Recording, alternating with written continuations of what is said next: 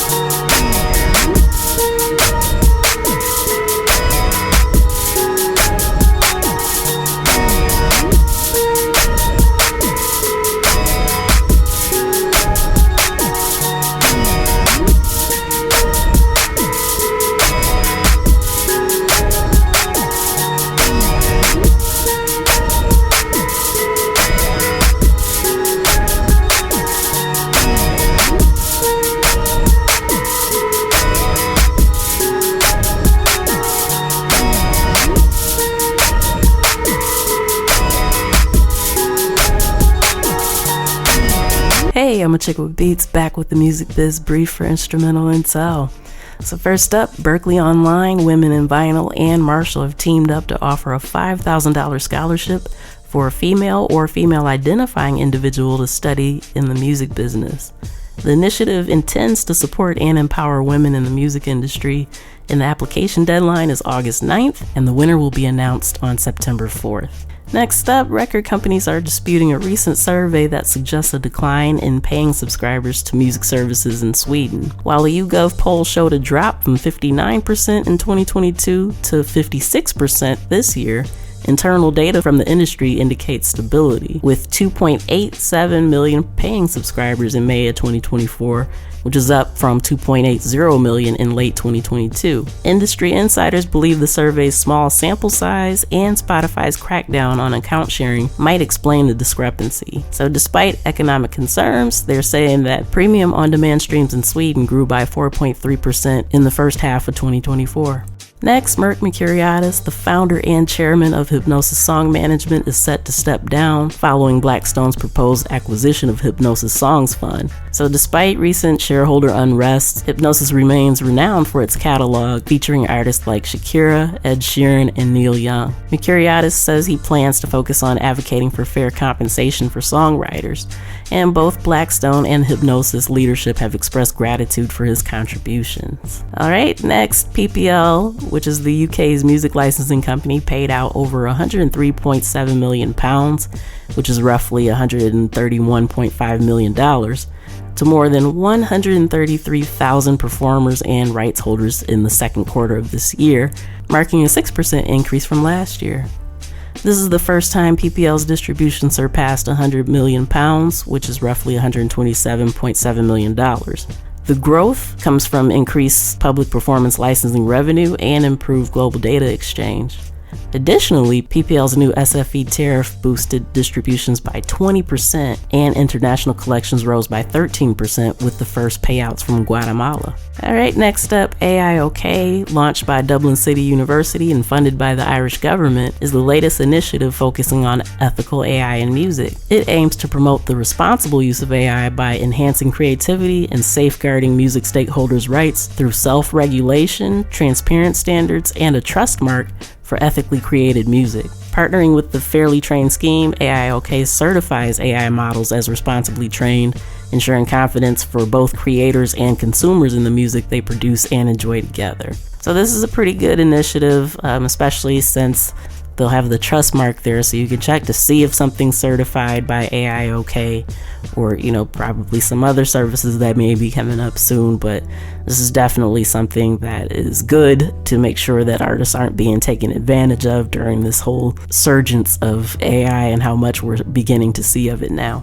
And speaking of AI in music, South Korea's HYBE, which is a major player in entertainment, has launched Cindy 8, a virtual pop group powered by Supertone's AI technology. Acquired for $32 million last year, Supertone's advanced AI creates hyper-realistic voices for Cindy 8, blurring the line between human and AI in music. This aligns with the chairman's vision of exploring AI in music creation. Cindy 8, with virtual members like Canary and Goyo, operates in Nancyland, showcasing Supertone's cutting-edge Nancy model for lifelike voice synthesis. Next up, Fix the Ticks Coalition is gearing up for a July 9th day of action to advocate for U.S. ticketing reform. They're urging Congress to pass the Ticket Act, already approved by the House, and to push forward the Fans First Act in the Senate. Supported by major artists like Billie Eilish and Green Day, the coalition includes the RIAA, Universal Music Group, Bands in Town, and others. So fans and artists can show support by signing a letter and engaging in social media activities to influence lawmakers.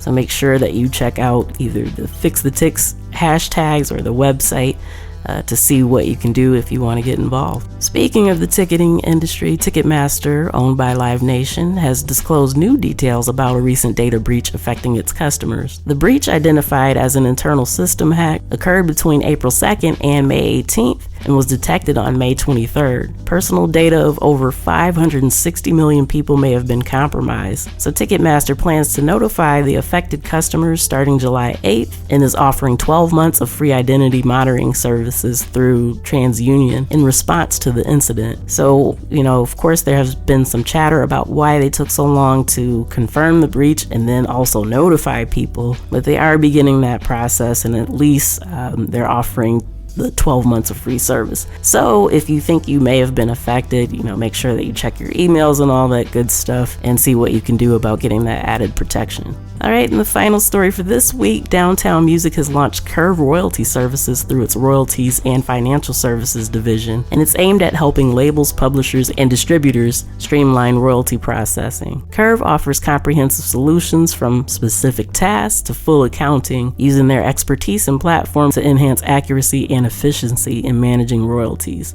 So if you own a label or if you're a distributor, or something to that effect, and you feel like these services may help you out, make sure that you check it out. Again, that's Curve Royalty Services, and it's always a good thing when opportunities arise to make sure that you're getting all the money that you're supposed to be getting from your music. All right, that does it for the Music Biz Brief for this week. We're going to take another quick pause for the cause, and then I'll be right back with my special guest, Play the Renegade, while we discuss the West Coast Renaissance and so much more. Keep it locked.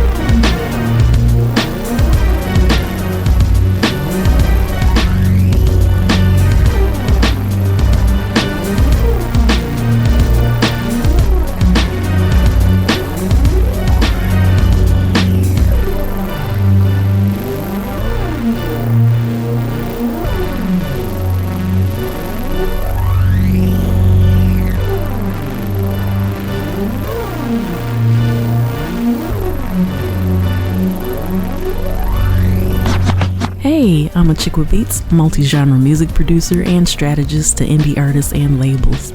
Visit Achickwitbeatz.com for resources for artists and instrumentals in various genres available for songs, vlogs, blogs, podcasts, themes, TV, film, commercials, and more. Once again, that's Achickwitbeatz.com. That's ACHICKWITBEATZ.com. Let's make something happen. All right, thank you so much for tuning in to Instrumental Intel. I am your host, music producer, Achickwitbeatz, and I'm excited, thrilled, and delighted to announce that I have in the virtual building with me Play the Renegade. It's been a long time since we've done an interview. Just in case you've been listening for a long time, we had him on the Music Marvels radio show, and now he's here to talk about what's been going on in his world. So welcome to the new podcast, Instrumental Intel, Play the Renegade. How you feeling? Oh man, I'm feeling good. I appreciate you having me on the new podcast. Absolutely. So, just if you can give us a little bit of background about who you are and how you got involved or kind of pulled into the music business, if you will. Okay. Well, if y'all don't know, I bet y'all know now. I go by Play the Renegade, America's favorite stoner. Co-owner of KRXM Radio, also host Media Gumbo and co-host Music and Conversation. Just a little bit about me, how I got started in music. I actually been doing music.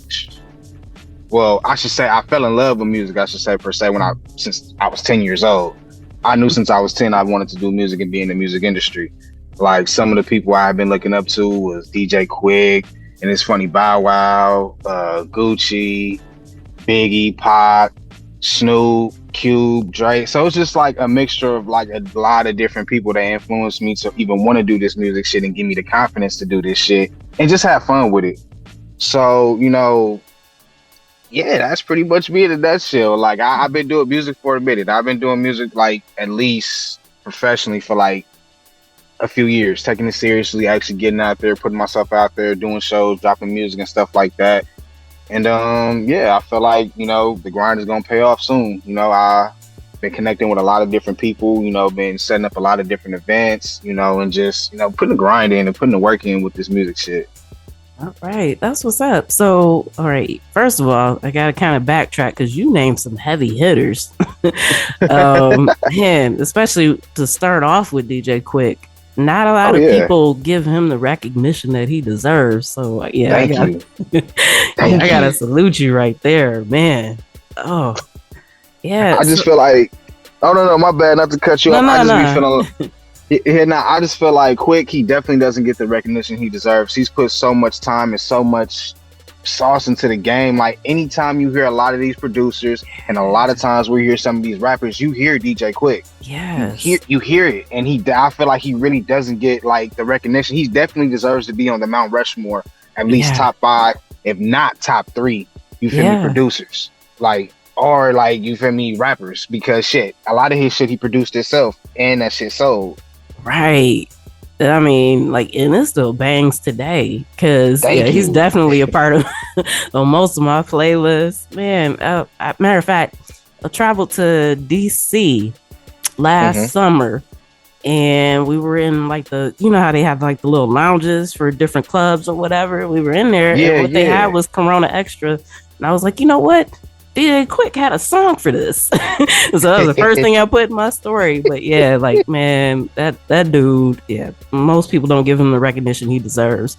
But so okay, you shouted out some of your musical influences right off the bat. Are there any more that you could say that just kind of like as soon as you heard them, you're like, you know what, this is what I'm meant to do?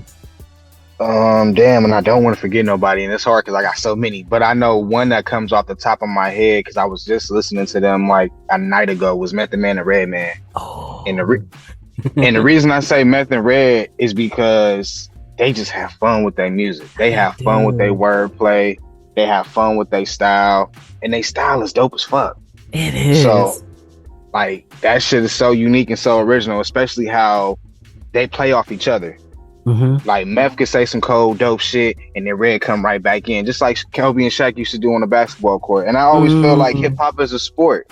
So it's like you gotta have the right people around you to make your shit elevate and to make your shit sound good. So you gotta have the right team.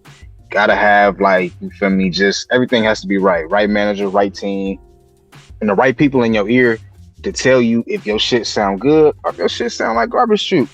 Yeah. Like that shit, you feel me? And I feel like a lot of time nowadays in the music industry, people don't be honest with each other. Like, nobody likes to be honest with each other. Everybody wants to sit there and be like, yeah, that sounds dope, bro. Like, yeah, you gonna make it with that, instead of just being like, yeah, nah, that wasn't it, bro. I'll be honest with you. Like, your bars was lacking here, your energy was lacking in the beginning and the, you feel me, middle of the song. Like, and just break it down to them. Like, and I tell people, I don't try to be an asshole, but I definitely have an ear for music. Like, I definitely can tell if your shit is, you feel me, a smash or your shit is cool. Like, and I tell people the same thing about my music. Like, if you don't like it, that's cool. I don't trip. I love all the feedback because that helps me get better in the long run. Yeah. So, well, speaking of which, where do you kind of draw your inspiration? So, like, let's say you're sitting down with a beat. What do you have to do to kind of get into the mood to write the way that you write? Definitely, I roll one up, and and it's funny because I watch movies. I watch like old TV shows, 90 TV shows, and I watch movies, and I'll draw my inspiration from there. And, you know, just kind of get inspired like that. And it's kind of funny too, because I get inspired by watching certain like old wrestling WWE, you feel me, segments and shit, SmackDown and Raw. Wow. Only because of the storylines. The storylines draw you in. Like, sometimes the acting is it's whatever, but it's entertainment. And that's what hip hop is. It's entertainment. So I draw a lot of my inspiration when I'm trying to write and draw inspiration from a song. I just watch a few of those things. I smoke, and I just kind of just get into my element, get into my zone. And I just try to like block everything else out, sit in my car, turn the beat on. I'll probably let the beat play at least 5 or 10 times before I even write anything down on the pad, so I can just have the beat memorized in my head. Wow, that's such an interesting process. So you mentioned wrestling in particular. Are there any like particular movies that you kind of go to? Yeah, I'm a huge fan of 90s stuff because I was a 90s kid. Not to date myself too much, but nah, I was born in 94, so definitely I feel you. Like, some of the movies I probably say I drew some inspiration from is The Wood, Baby Boy, I would say probably Juice. What else? Menace to Society, definitely. I draw a lot of inspiration from there. Yeah, I saw it 3 times in the theater. Man, what's that? Goodfellas is another big inspiration. Another one that I kind of draw inspiration from, just by how like everything is structured, how they move. Like, they just all about getting money and ain't about all that other bullshit. Right. So, you know, I kind of just watch a few of those movies and kind of pull inspiration sometimes too. Or I watch The Godfather and pull a little inspiration from there. And then too, with my 90s sitcoms and shit like that, Martin, In the House with LL Cool J, shit, Keenan and Kel, just, you feel me, old shit, like, to get, not to be on no, like, always, you ain't gotta, what's the word I'm looking for? You don't always gotta be tough in your music. Like, you gotta have fun with this shit. Right. Just like what you mentioned with Meth and Red. Man, I saw them in concert, and I felt like I was just kind of pulled back to my childhood. Because, I mean, like, the energy they had and all that. So, yeah, that's really interesting. That kind of explains a lot about your style, which I think is dope. Let me say that right off the bat. I appreciate it. Yeah. So is that kind of how you continue with what you do? Because sometimes people start out one way and they might kind of transition, but you've been consistently dope. So, yeah, how do you keep that up? I appreciate that. Shit. I got people in my ear telling me if my shit is good. Like, and that's all honesty. And I'm gonna keep rolling back to that, because when you have a yes man team, you'll never get this far in the industry. Maybe not. Only if you got certain connects. You feel me? You may have one good hit, but after that, like, a lot of your shit just starts sounding the same and repetitive. Yeah. And that's why I always say DJ Quick is one of my biggest inspirations, because you can go back from Quick's first album to his pretty much damn near his last one, and you can still hear only a little bit of change, but he's always been consistent with his music because he makes just great music and timeless music. Wow. And that's kind of what I want to do. I want to make timeless music. I want to be able to make music where you can hear my shit in 10, 15 years and still sound like that. I made that shit yesterday. Yeah.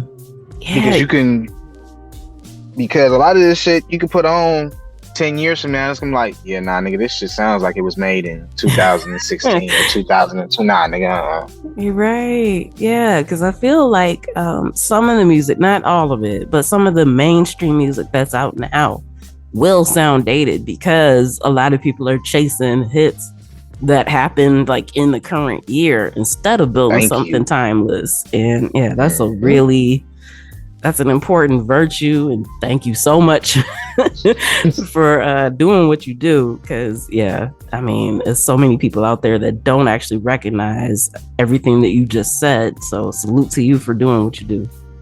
Oh yeah, and I do my research with this music shit, and plus I'm from the West Coast. You know, we tend to always try to make sure if we're gonna talk our shit and pop our shit, we gotta know what we talking about. Yeah. That's one thing about us. We gonna pop our shit, but we definitely gonna have facts and statistics to back that shit up. Right. And you know what? Because yeah, y'all definitely have a different style that kind of, I guess, I don't want to say dictates everything else, but you know, okay, so I'm from the Midwest, for anybody that's listening that might not know, but I mean, man, so of course I was introduced to hip hop from the East Coast, but man, when y'all started coming up, and I'm like, yo, this is a totally different vibe. Like, I mean, it's something that you can't ignore, you can't deny. Like, it's a totally different feeling, but it's something that's so authentic about it. So what do you think that is that makes the West Coast pop the way that it does? We just toots our own horn. Like, we just us. We set the standard and we set the bar. Yeah. Hip hop may have originated in the East, and I'm gonna always give big ups to that shit. You know, hip hop did start in the East Coast, New York and everything like that. But when the hip hop took up, when it reached us and it reached the West Coast, Dre, Easy, Cube, Ren, all them, they took that shit to a whole nother level where everybody's been chasing since then. Yeah, the South has been cool, you know, and I love the South. Shout out to the South, shout out to Texas, shout out to ATL, all them. I love the South. They all got great music and everybody coming out of there. But the West, we just don't never get recognized, which is crazy to me. But we always everybody always wants to emulate us.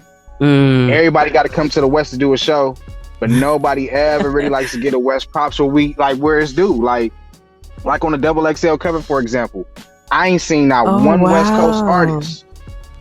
And that's been like that for a few years now. And people and that shit low key pisses me off as a West Coast artist, even though I'm still underground and still coming up. It's a lot of mainstream artists that deserve to be on the freshman Double XL cover.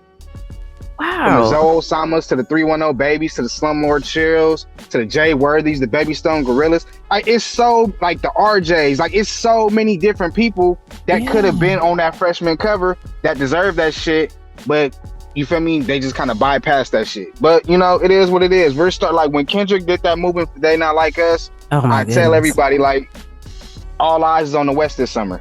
Everybody's looking to see what the West drops this summer. Yeah. Wow. You know what? I didn't even realize that about Double XL until you pointed that out. You literally just put me up on game. That's crazy.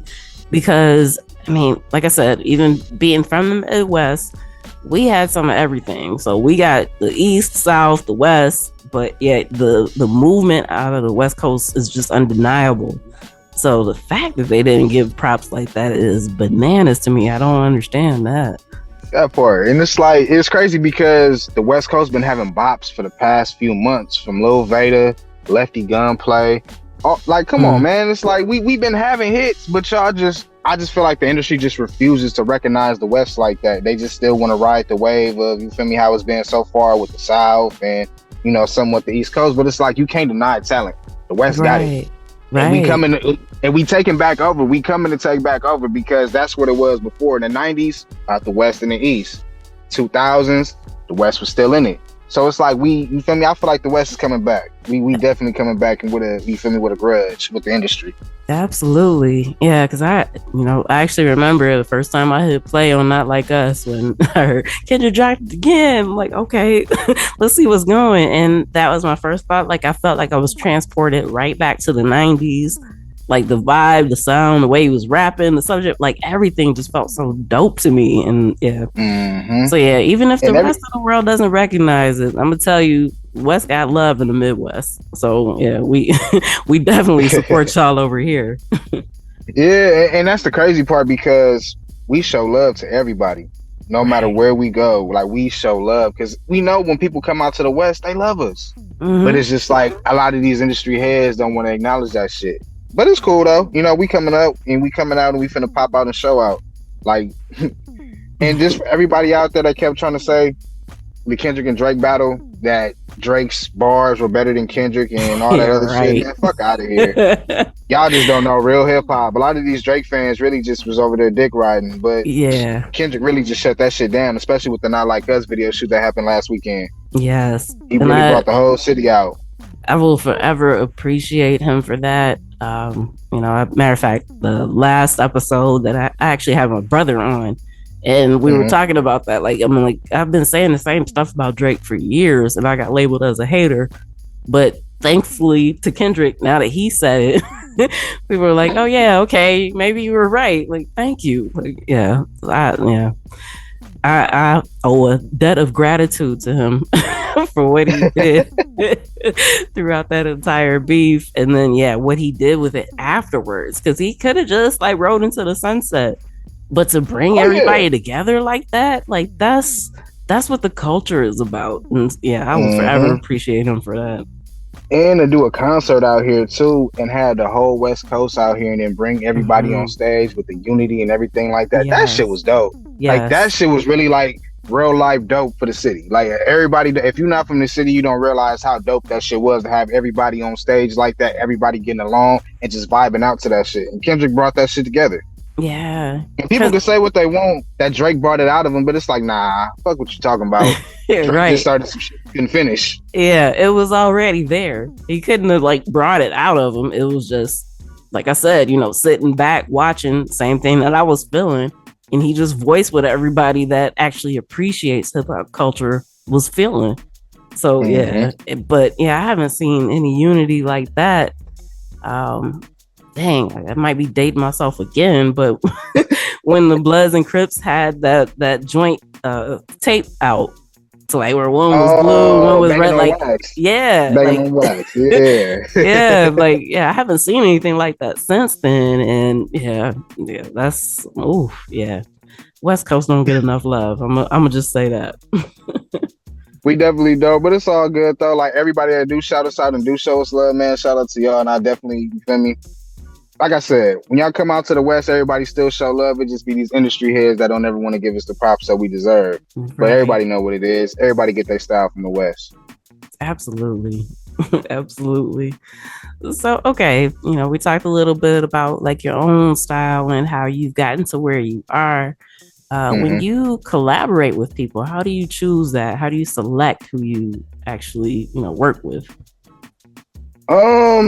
I ain't really, and it's crazy because I haven't really worked with too many people, but the people that I do select, because I don't know, I always gotta listen to your music. I gotta feel like it fits my music, my brand, and your bars gotta be up there. I just can't, like, you feel me? I can't just put any and everybody on the track because that would be doing me and you a disservice. I love that. Only for the simple fact, like, I know me. If I know your shit is trash and I know I can run laps around you in verses, because I feel like I can out rap a lot of motherfuckers. Like, so if I know we got to sit there and write and really go, oh yeah, come on, we can go. Say less. I'm gonna embarrass you in the studio because I'm gonna make sure my bars are way fucking better. I'm gonna make sure you know that I'm talking about you in these bars. So like, you feel me? Step your shit up, step your pen game up. Yeah. But real shit though, I feel like how I select people is just, like I said, you just got to be dope. You got to be dope and you got to fit, you feel me? My brand, and you just got to fit, the song. Yeah.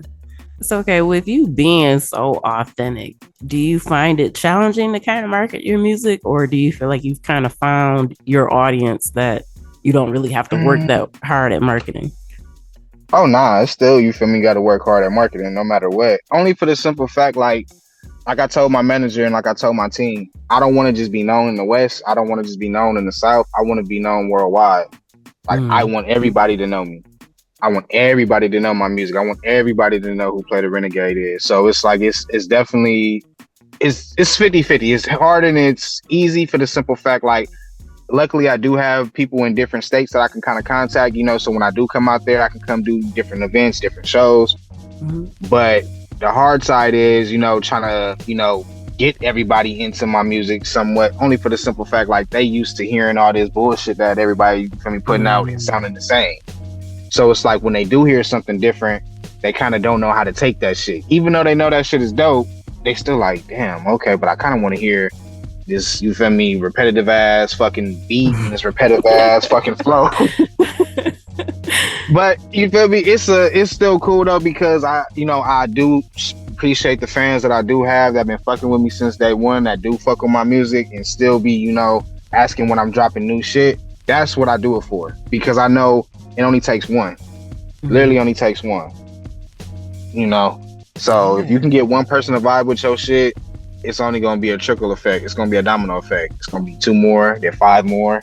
So that's just all I've been trying to do. Just stay consistent, stay out there all the time, trying to do more shows and just keep my face out there.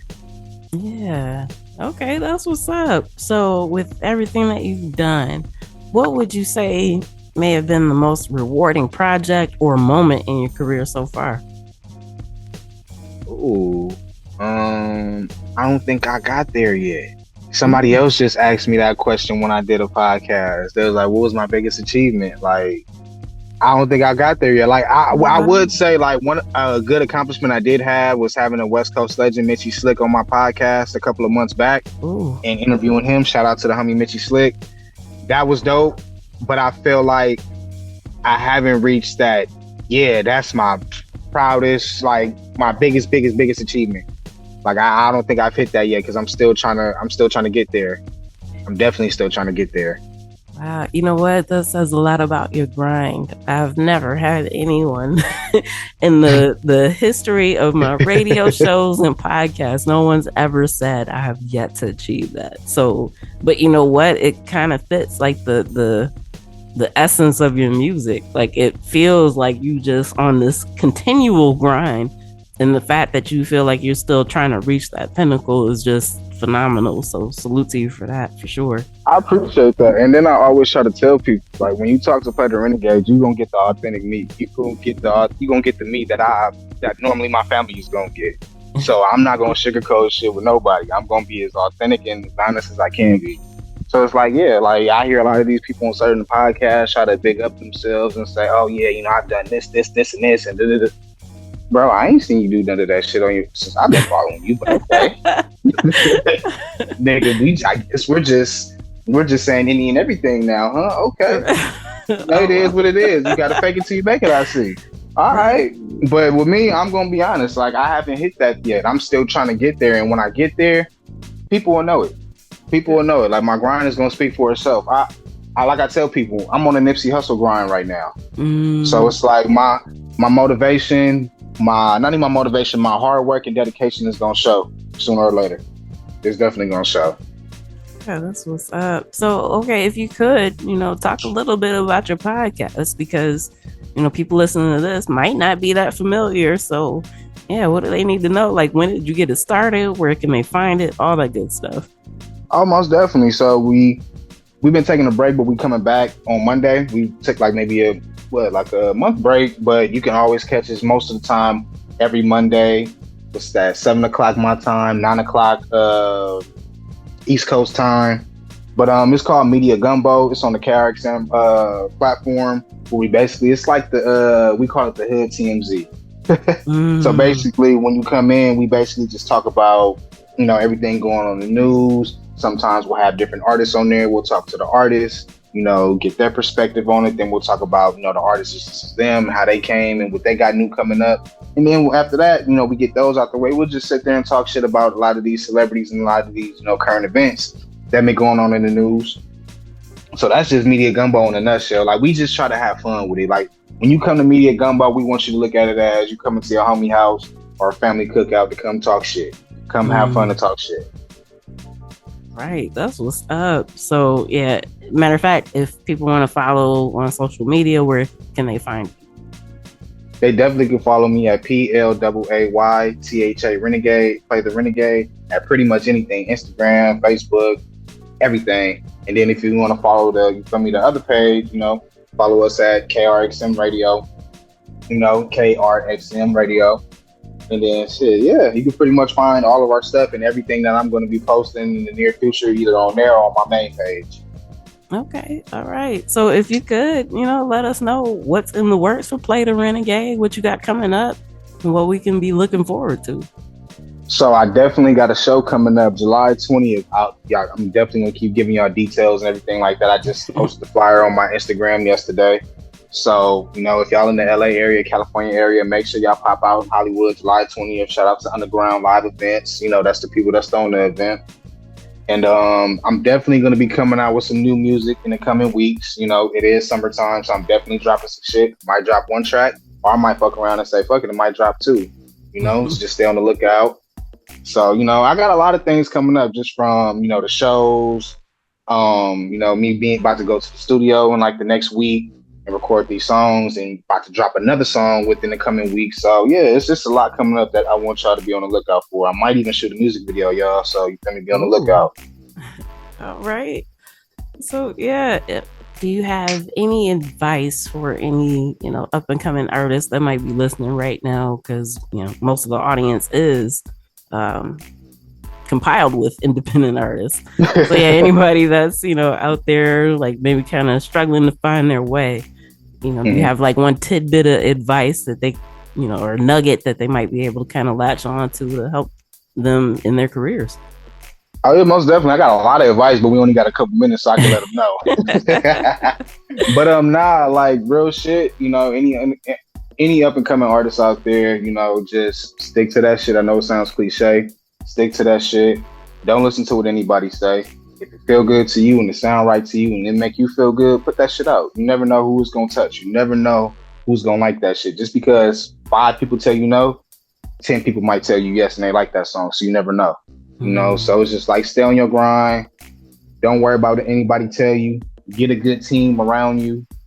And stay consistent. Just always stay in the loop. Always stay consistent on what's going on in the music industry. Always know your competition in your city. Even if you don't like their music, download their music so you know what you got to upgrade. Why they fans like them? I play the long game and I play the smart game. I play chess while these niggas is playing checkers. That's how you got to think about it. Yo, that's a serious gem right there. Yeah, that's for real. So, okay, where do you see yourself in music like in the next 5 years? Honestly, just up there, with a lot of these signed artists and a lot of these well-known artists just still making more music and just being known a lot, maybe at least basically being known out of California. 5 years from now, I see myself being well known out of California as, you feel me, one of them top artists out of California, but I'm known. Like I definitely see myself in, doing some movies, doing some acting, in the near future, in the next 5 years, hopefully. And because that's what I want to transition to. Like once I'm done with music, I want to transition and go to 50 Cent route and transition into doing music, doing producing with TV shows and stuff like that. Because that's my other passion right there. I love movies, love film. Yeah, that's what's up. You know what? I can definitely see that for you. And if there's ever anything that I can do, please let me know. I hope that this is the first Instrumental Intel interview that you do, and we actually have a series going. So, dope. I can't wait to have you back if you're down. I'm definitely down. Can't wait. I can't wait to come back. All right. Yeah, I'm hoping this is the first part of many. And so, since we're looking at the clock, it's winding down for us. But, if you want to give any particular shout outs or if there's something that you just kind of want to leave the audience with, you can do that at this time. I'm trying to see, shout out KRXM Radio, shout out to my team. Shout out to everybody out there fucking with me. Keep continuing to go on this journey with me because it's going to pay off. I'm telling y'all, I'm like a lottery ticket. You can't miss with me. I love it. All right. So, yeah, thank you for your time, for your wisdom, and all the gems that you dropped. And, can't wait to have you back. Oh, man, I appreciate you for having me. Thank you so much for having me on here. I can't wait to come back on the show. This was really dope. All right. Thank you. All right. Till next time. Until next time, y'all. All right, and that does it for this week's edition of Instrumental Intel. Once again, I thank you for tuning in and listening. I thank my special guest, Play the Renegade, for sharing his story and wisdom with us. And I thank my home station, Grander Radio, out of Grand Rapids, Michigan.